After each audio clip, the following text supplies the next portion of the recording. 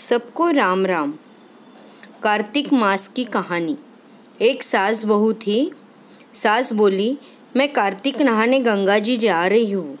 बहू बोली, सासू जी मैं भी गंगा जी नहाऊंगी। सासू बोली, अभी तुम्हारी उम्र नहीं हुई है, तुम आगे नहाना, अभी तो मैं ही जाऊंगी। सासू कार्तिक नहाने गंगा जी चली गई।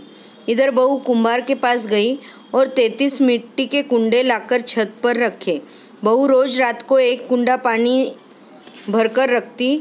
सुबह उठकर नहाती तब कहती, सासू नहाए उंडे बैठ, मैं बहू नहाए कुंडे बैठ। हर हर गंगा मन चंगा तो कठौती में गंगा। ऐसा कहते ही गंगा जी की धार कुंडे में आ जाती और बहू उससे नहाकर कुंडा उल्टा कर कर रख देती। एक दिन वहाँ गंगा जी में सासू नहा रही थी तो सासू की नथ गंगा जी में गिर गई। इधर बहू नहाने लगी तो वह बोली, हे गंगा माता, आपकी धारा मेरे कुंड में आ जाए। इतने में गंगा जी की धारा कुंड में आ गई और उसमें सासू की नथ भी आ गई। बहू ने नथ देखी कि यह तो मेरे सासू जी की नथ है। महीना पूरा हुआ, सासू गंगा जी से वापस आई।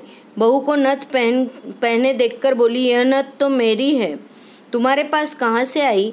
तब बहू बोली, सासू जी आप नहाए उंडे बैठ, मैं नहाई कुंडे बैठ, और मैंने राधा दामोदर जी का नाम लिया था तो रोज गंगा मैया की धारा मेरे कुंडे में आ जाती।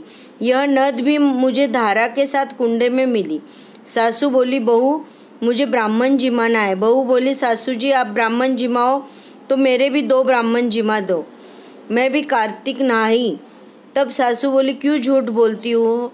बहू सासू को ऊपर लेके गई। सासू ने देखा तो वहाँ 33 कुंडे उल्टे पड़े हैं, वे मिट्टी के कुंडे सोने के हो गए। सासू बोली, बहू मैं तो मन में घमंड कर ऊपरी मन से तीर्थ गई थी, गंगा जी नहाई इसलिए मुझे कुछ नहीं मिला, पर बहू तुम श्रद्धा से तन मन से कार्तिक नहाई इसलिए तुम्हें कार्तिक माता टूटी है। पीछे खूब ब्राह्मण जिमाए और दक्षिणा दी। हे गंगा मैया, जैसे बहू के कुंडे में धारा आई वैसे हमारे भी आना। हे कार्तिक माता, जैसे बहू को टूटी वैसे सबको टूटना। कहता सुनता हुंकारा भरता सारे परिवार को सबको टूटना। खोटी की खरी अधूरी की पूरी।